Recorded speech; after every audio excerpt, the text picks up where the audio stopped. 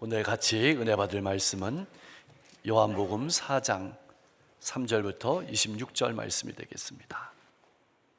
유대를 떠나사 다시 갈릴리로 가실새 사마리아를 통과하여야 하겠는지라. 사마리아에 있는 수가라는 동네에 이르시니 야곱이 그 아들 요셉에게 준 땅이 가깝고 거기 또 야곱의 우물이 있더라. 예수께서 길 가시다가 피곤하여 우물 곁에 그대로 앉으시니 때가 6시쯤 되었더라. 사마리아 여자 한 사람이 물을 기르러 왔음에 예수께서 물을 좀 달라 하시니 이는 제자들이 먹을 것을 사러 그 동네에 들어갔음이러라. 사마리아 여자가 이르되 당신은 유대인으로서 어찌하여 사마리아 여자인 나에게 물을 달라 하나이까 하니 이는 유대인이 사마리아인과 상종하지 아니함이로라.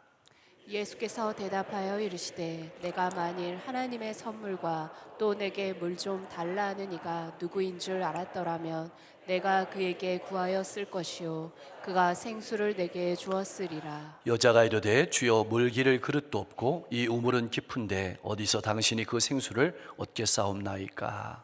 우리 조상 야곱이 이 물을 우리에게 주셨고 또 여기서 자기와 자기 아들들과 짐승이 다 마셨는데 당신이 야곱보다 더 크니이까. 예수께서 대답하여 이르시되 이 물을 마시는 자마다 다시 목마르려니와 내가 주는 물을 마시는 자는 영원히 목마르지 아니하리니 내가 주는 물은 그 속에서 영생하도록 솟아나는 샘물이 되리라. 여자가 이르되 주여 그런 물을 내게 주사 목마르지도 않고 또 여기 물 기르러 오지도 않게 하옵소서.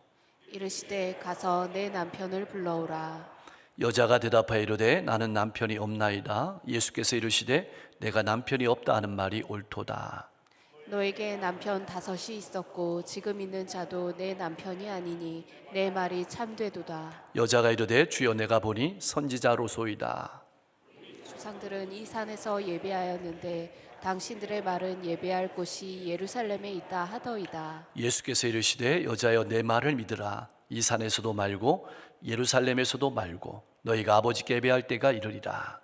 너희는 알지 못하는 것을 예배하고 우리는 아는 것을 예배하노니 이는 구원이 유대인에게서 남이라. 아버지께 참되게 예배하는 자들은 영과 진리로 예배할 때가 오나니 곧 이때라. 아버지께서는 자기에게 이렇게 예배하는 자들을 찾으시느니라. 하나님은 영이시니 예배하는 자가 영과 진리로 예배할지니라. 여자가 이르되 메시아 곧 그리스도라 하는 이가 오실 줄을 내가 아노니 그가 오시면 모든 것을 우리에게 알려주시리이다. 예수께서 이르시되 내게 말하는 내가 그라 하시니라. 아멘. 세례 요한이 예수님을 가르쳐서 보라 세상 죄를 지고 가는 하나님의 어린 양이로다 라고 증언한 후에 예수님께서는 제자들을 부르시고 본격적으로 사역을 시작하셨습니다.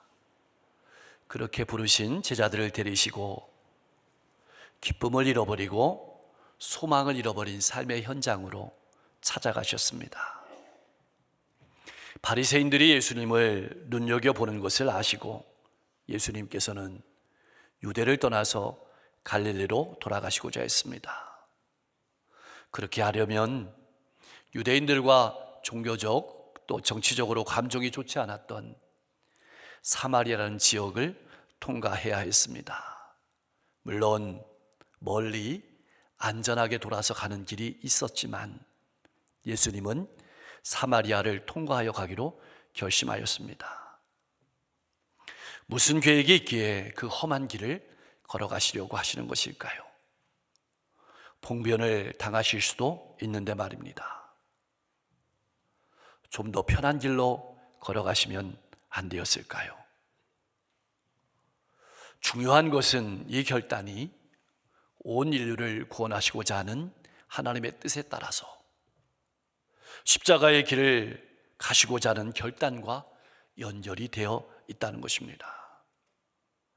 예수님께서는 그러한 하나님 아버지의 비전을 품고 그 길을 향해 나아가셨습니다.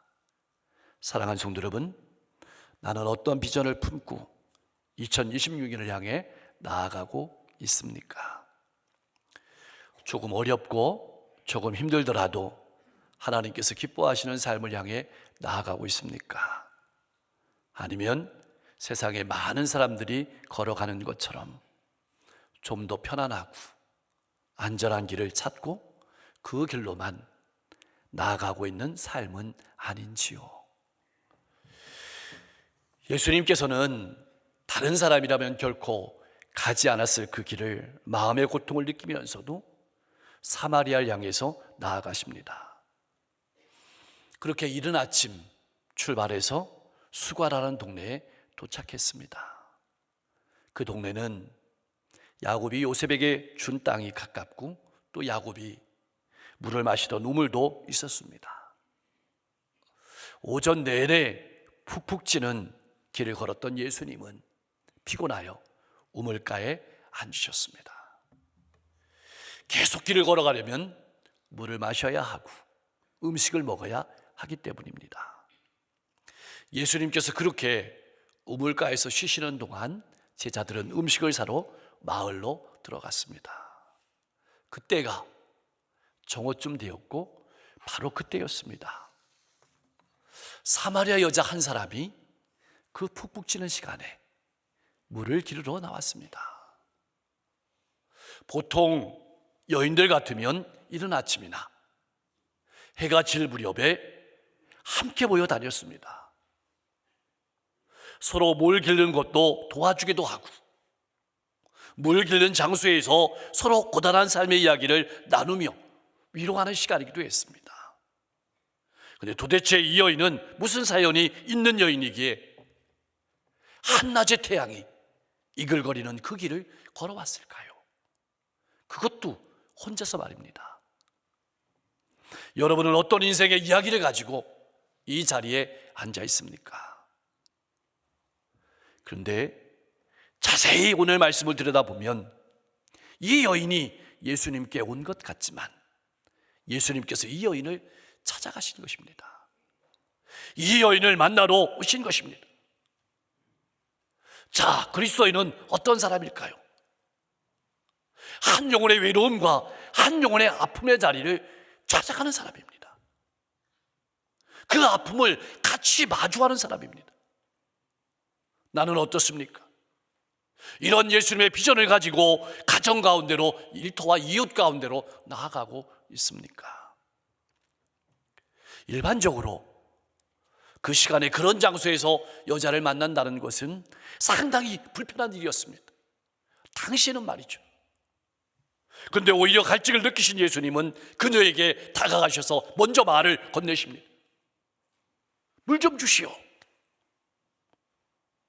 이렇게 예수님께서 직접 여인에게 물을 청하신 이유는 8절 말씀에 제자들이 음식을 사러 마을에 들어갔기 때문이라고 밝히고 있습니다. 얼마나 당황했을까요?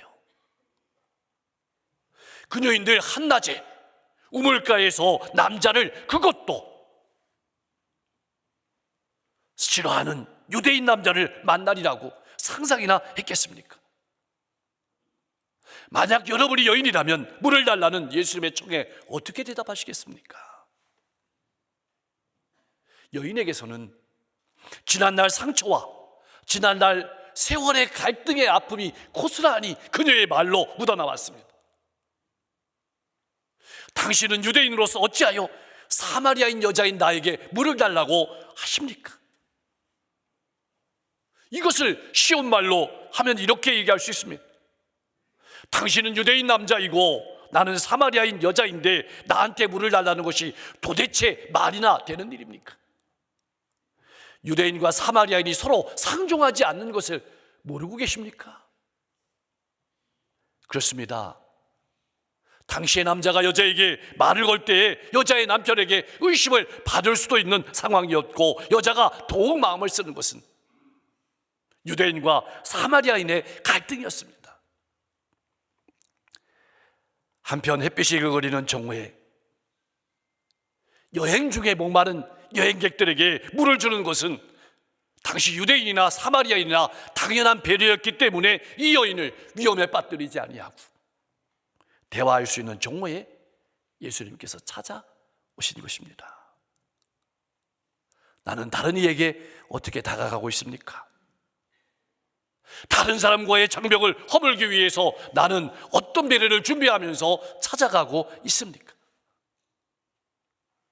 이 여인의 대답에 예수님께서는 알지 못하는 대답을 하십니다. 내가 만일 하나님의 선물과 또 내게 물을 좀 달라는 네가 누구인지를 알았더라면 내가 그에게 구하였을 것이요 그가 생수를 내게 주었으리라. 아니, 하나님의 선물은 무엇이고 또 생수는 무엇이란 말인가? 예수님은 의도적으로 여인의 방어에 바로 반응하지 않고 오히려 호기심을 자극하면서 말하는 겁니다. 20절 말씀을 달리 표현하면 이런 말씀입니다. 나는 지금 생리적인 갈증을 느끼고 있고 너는 영적인 갈증을 느끼고 있다. 너는 또한 사람들을 만나기 싫어서 한낮인 12시에 물을 기르러 나오는 너는 인생 전체가 목마른 사람이다. 하루하루 어떻게 살아가야 될지 몰라 힘을 잃은 사람이 바로 너다. 그렇다면 누가 누구에게 물을 달라고 해야 할까? 오히려 내가 나에게 물을 달라고 요청해야 했을 것이다. 그러면 내가 너에게 영원히 목마르지 않은 생수를 주었을 것이다. 예수님의 말씀은 이런 말씀입니다. 예수님께서는 자신을 유대인 남자를 넘어서서 영원한 생명의 물을 주시는 분임을 나타내셨고 이것은 여인과의 대화를 이어가기 위함이었습니다. 상대방을 존중하면서 상대방의 마음에 문을 열어 가시는 것입니다. 그리스도인은 어떤 사람일까요? 이렇게 한 영혼의 아픔과 고통의 자리를 찾아가고 그 아픔과 고통을 그 사람의 입장에서 마주하면서 존중하며 마음을 열어가는 사람입니다. 지금 나와 대화를 나누는 이 남자가 보통 남자가 아니구나 라고 느낀 여인은 태도를 바꿉니다. 말이 달라집니다. 호칭이 바뀝니다. 주여, 이 말의 뜻은 선생님 이 정도의 뜻입니다. 그렇다면 하나님의 선물과 생수는 무엇일까요? 요한복음 7장 37절에서 39절 말씀은 이렇게 기록되어 있습니다. 누구든지 목마르거든 내게로 와서 마시라. 나를 믿는 자는 성령의 이름과 같이 그 배에서 생수의 강이 흘러나오리라 하시니 이는 그를 믿는 자들이 받을 성령을 가르쳐 말씀하십니다. 성령을 말하는 것입니다. 그러나 성령을 선물로 주시겠다는 약속한 예언서를 갖지 못한 이 여인은, 알지 못한 이 여인은 당연히 하나님의 선물인 성령을 알지 못했습니다. 그녀는 예수님의 생수를 심층수로 이해했습니다. 깊은 곳에서 올라오는 물로 이해했습니다. 그리고 심층수를 어떻게 기를 것인가에 관심했습니다. 그래서 이렇게 말했습니다.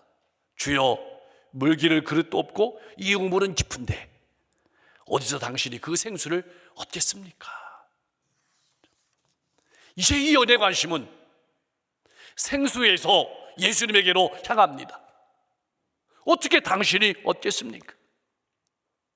그리고 더 나아갑니다. 12절 말씀입니다. 우리 조상 야곱이 이 우물을 우리에게 주었고 또 여기서 자기와 자기 아들들과 짐승이 다 마셨는데, 마지막 말씀이 중요합니다.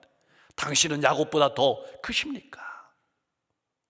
이 말은 설마 당신이 야곱보다 크신 분은 아니지요? 라는 물음입니다. 예수님은 어떻게 대답하실까요? 13절과 14절 말씀이 바로 그 대답입니다. 예수님께서 대답하여 이르시되 이 물을 마시는 자마다, 야곱이 주는 물을 마시는 자마다 다시 목마름을 느끼겠지만 내가 주는 물을 마시는 자는 영원히 목마르지 아니하리라. 왜냐하면 내가 주는 물을 마시는 사람 속에서 영생하도록 솟아나는 샘물이 될 것이기 때문이다 하시면서 예수님은 자신이 야곱보다 큰 분임을 나타냈습니다. 그러나 예수님께서 하신 말씀이 이해가 되지 않았던 여인은 문자적으로만 이해해서 한 번 마시고 나면 다시는 목마르지 아니하는 그러한 신비한 물을 달라고 요청하고 있습니다. 이 요청은 이 여인의 인생의 고단함을 나타내는 말이기도 합니다. 한마디도 나타내는 말이기도 합니다. 날마다 사람들의 눈을 피해서 한낮에 물을 기르러 오는 수고를 감당하지 않아도 되게 해달라는 말이기도 합니다. 아니, 아예 사람들을 만나지 않도록 물을 달라는 것입니다. 사랑하는 성도 여러분, 여러분의 인생은 어떻습니까? 다른 사람들의 시선을 피해서 한낮에 우물을 깃는 인생은 아닙니까? 어쩔 수 없이 걸어가는 목마른 인생은 아닙니까? 육체적인 욕구만 해결되면 인생이 행복해질 것이라고 착각하며 살아가는 인생은 아닙니까? 14절 말씀은 예수님께서는 물도 좋은 것이지만 나에게 오면 더 좋은 것을 주시겠다고 우리를 초청하시는 말씀이기도 합니다. 사랑하는 성도 여러분, 내가 믿는 예수님은 어떤 분이십니까? 나의 삶을 깨끗하게 하시며 생명을 주시는 분이십니다. 영원히 목마르지 않도록 성령을 보내주시는 분입니다. 그래서 날마다 말씀으로 새롭게 하시고 나의 삶을 통해서 예수님이 어떤 분이신지 나타내시는 분입니다. 그런 목마르지 않는 인생이 되기를 주님의 이름으로 간절히 축복합니다. 한 번 마시고 나면 다시는 목마르지 않는 신비한 물을 달라고 요구하는 여인에게 예수님은 동문서답 같은 대답을 하십니다. 가서 내 남편을 불러오라. 무슨 뚱따지 같은 말씀이실까요? 영원한 생수를 얻으려면 사람이 어떤 존재인지 알아야 한다는 뜻입니다. 예수님의 이 요구는 세상으로부터 소외된 삶을 살아가고 있는 여인의 아픔을, 여인의 본질을 찌른 것입니다. 그녀는 외롭고 고달프며 고통스러웠습니다.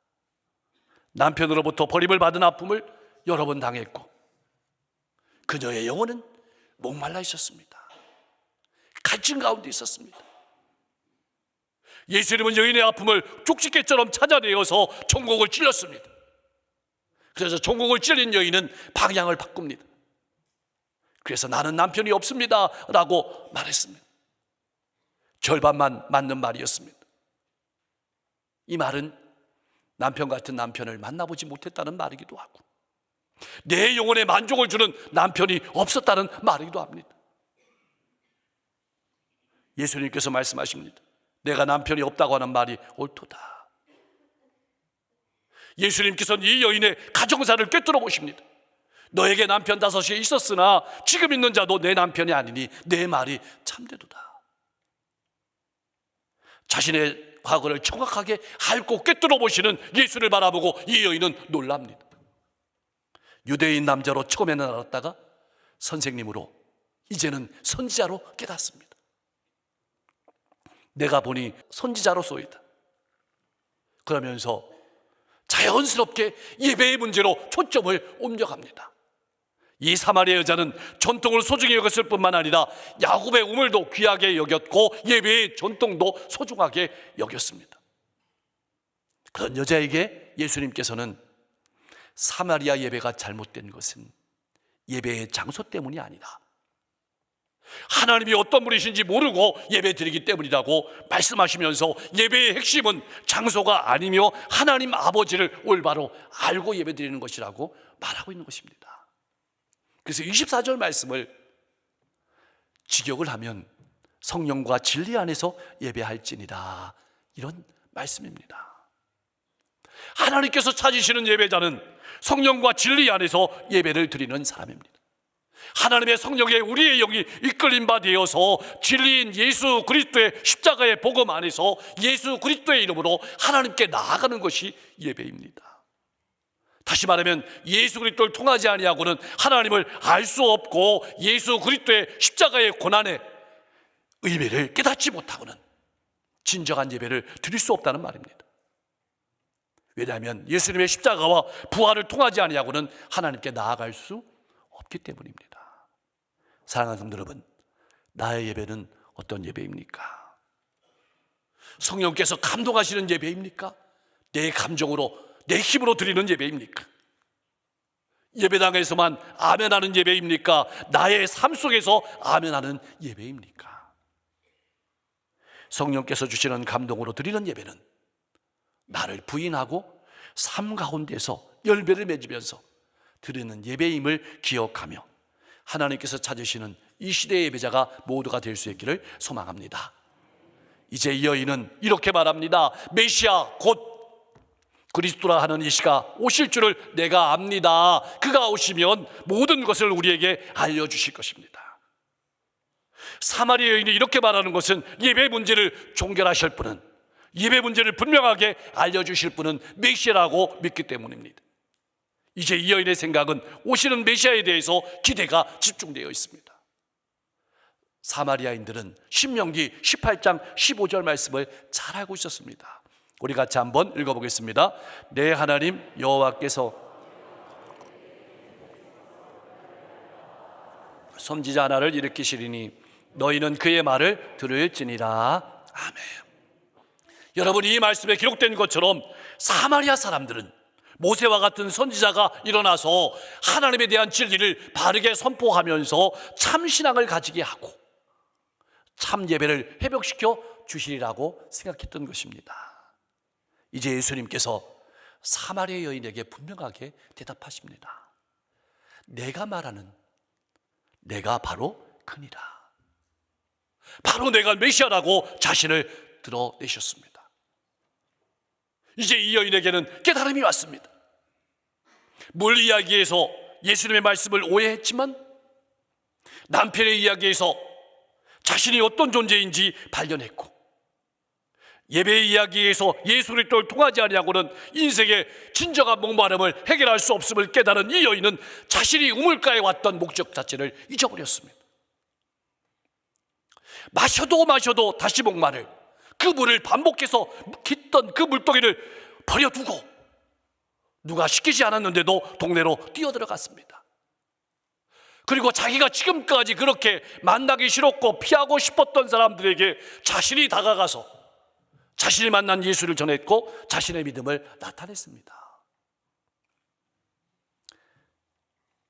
사람들의 눈을 피해서 숨고 움츠러들었던 그녀의 시선은, 그녀의 인생은 하나님께서 보내신 예수 그리스도에게로 향했습니다.